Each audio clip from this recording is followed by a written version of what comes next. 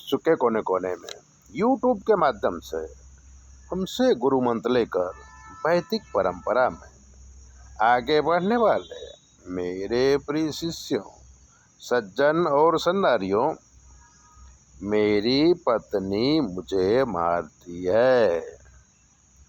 आज इस पर ज्योतिष की बात करेंगे। पत्नी ने पति को मार डाला, ये समाचार कई बार सुना होगा। प्रेमी के संग भाग गई, ये भी सुना होगा। पर पति को रोज 4-5 थप्पड़ लात घूंसा पड़ता है, ये नहीं सुना होगा। समाचार आया है चित्रकूट से, हमारे शिष्य गड़बड़ दास के द्वारा।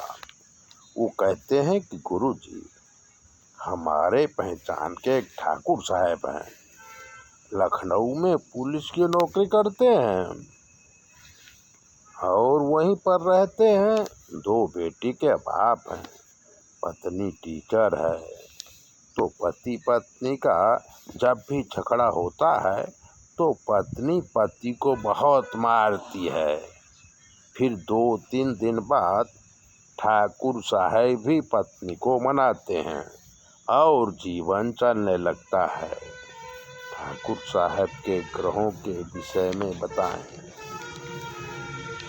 विषय नया था, हम भी चक्कर खा गए, क्योंकि पति मारता है ये सुना था, पर पत्नी मारती ये नहीं सुना था।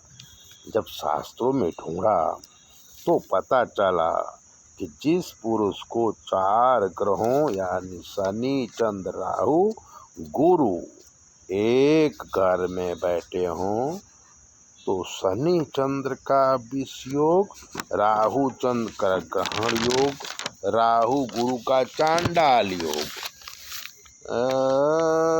बैठा हो, तो ये सारी चीज़ों का निर्माण होता है।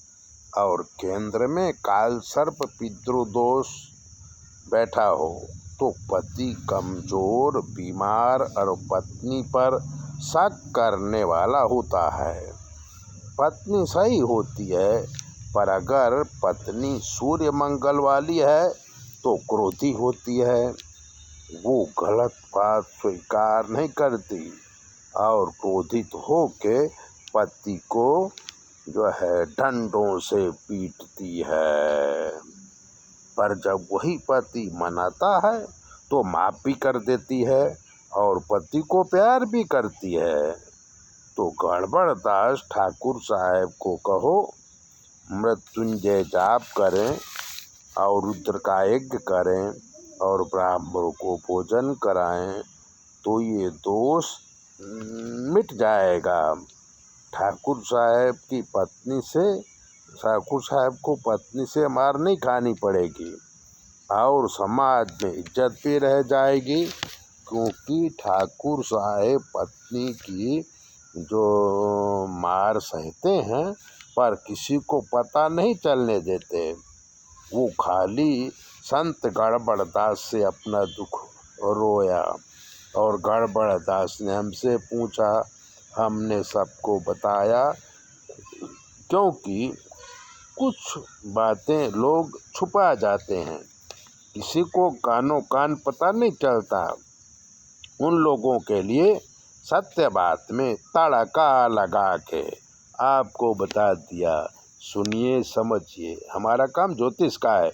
अगर ज्योतिष दिखाना है तो 9825200108 पर फ़ोन करो।